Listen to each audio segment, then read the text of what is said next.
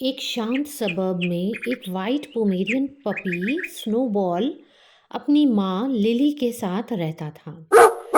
उनकी God mother human एमा एक दयालु औरत थी जो उन दोनों से बेहद प्यार करती थी। एमा अपनी डाइवोर्स के बाद अकेली महसूस करती थी, पर स्नोबॉल और लिली की देखभाल करना उसके जीवन का एक मकसद बन गया था। स्नोबॉल को गार्डन में भागना, तितलियों के पीछा करना और रात को अपनी माँ के पास सोना बहुत पसंद था।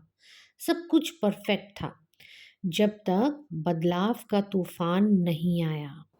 एक दिन एक परिवार लिली को अडॉप्ट करने आया। एमा ने इन दोनों को रेस्क्यू किया था, पर वो दोनों को नहीं रख सकती थी। जब लिली नए घर चली गई, स्नोबॉल बिल्कुल उदास हो गया। पूरे घर में अपनी माँ को ढूंढने लगा, विम्पर करता था। एमा भी टूटी हुई महसूस करती थी। ये दूरी उसके लिए भी पेनफुल थी। एक रात जब एमा सो नहीं पा रही थी, तब उसने यूट्यूब पे एक वीडियो देखी जो बैच फ्लावर रेमेडीज के बारे में थी। वॉलनट एसेंस के बारे में सुना, जो बदलाव से एडजस्ट होने में मदद करता है। अगले दिन उसने walnut batch flower remedy order किया और जैसे ही आया उसने स्नोबॉल के पानी में कुछ ड्रॉप्स डाल दिए और खुद भी ले लिया। कुछ ही दिनों में बदलाव दिखने लगा। स्नोबॉल का दुख थोड़ा कम हुआ। वो पहले से थोड़ा ज़्यादा खाने लगा और एमा के कंफर्ट को एक्सेप्ट करने लगा। एमा भी अंदर से थोड़ा हल्का महसूस कर रही थी, जैसे कोई इनविजिबल शील्ड उसको प्रोटेक्ट कर रही हो। कुछ ही महीने बाद एमा को दूसरे शहर में जॉब मिल गई। उनको नए शेल्टर शिफ्ट होना पड़ा। पहली रात स्नोबॉल बिल्कुल अनईजी था। उसको नए घर की खुशबू अजीब सी लग रही थी। नया शहर की आवाज़ें उसको डिस्टर्ब कर रही थी। उसने खाना तक नहीं खाया। एमा ने फिर से वॉलनट को की याद की। स्नोबॉल के पानी में वॉलनट ड्रॉप्स दिए, खुद भी लिया। स्नोबॉल थोड़ा और एक्सप्लोर करने लगा। एमा भी अंदर से सिक्योर महसूस करने लगी। दोनों नए घर में एडजस्ट होने लगे। नए शहर में एमा ज़्यादा बिजी हो गई और स्नोबॉल ज़्यादा देर तक अकेले रहने लगा। उसने बार्किंग करना शुरू कर दिया, फर्नीचर चबाने लग गया और एमा के जाने पर खाना पीना छोड़ने लग गया। एमा को भी नए शहर में अकेलापन महसूस हो रहा था। एक शाम जब वो काम से लौटी, स्नोबॉल को चुपचाप एक कोने में सोया देखा और घर की हालत खराब देखी।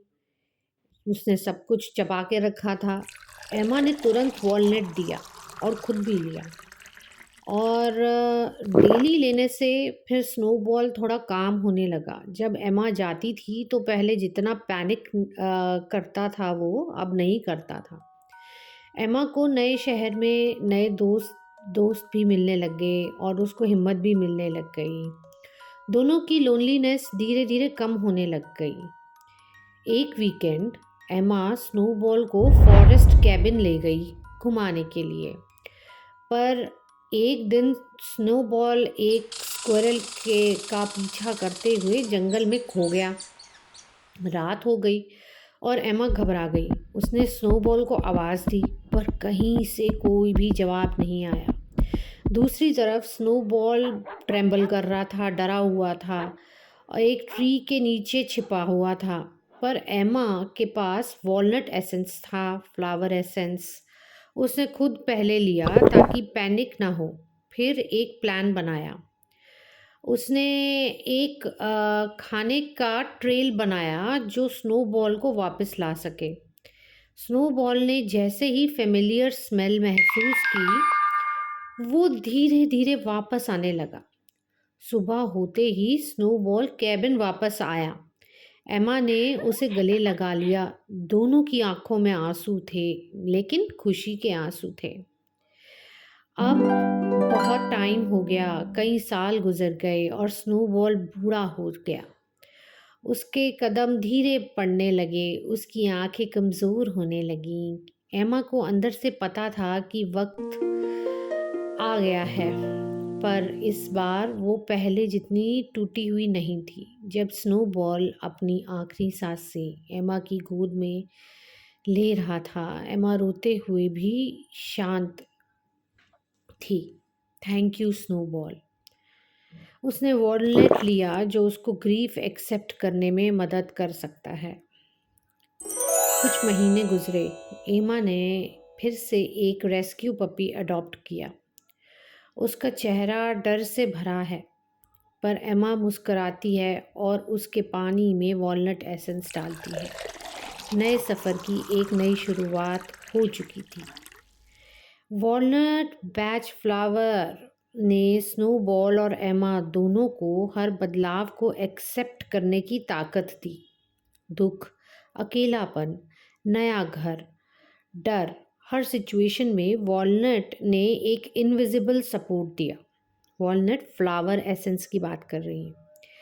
एक छोटी सी यूट्यूब वीडियो ने एमा और स्नोबॉल की ज़िंदगी बदल डाली। तो माय डियर फ्रेंड्स, ये थी कहानी एमा और वॉलनट और स्नोबॉल की।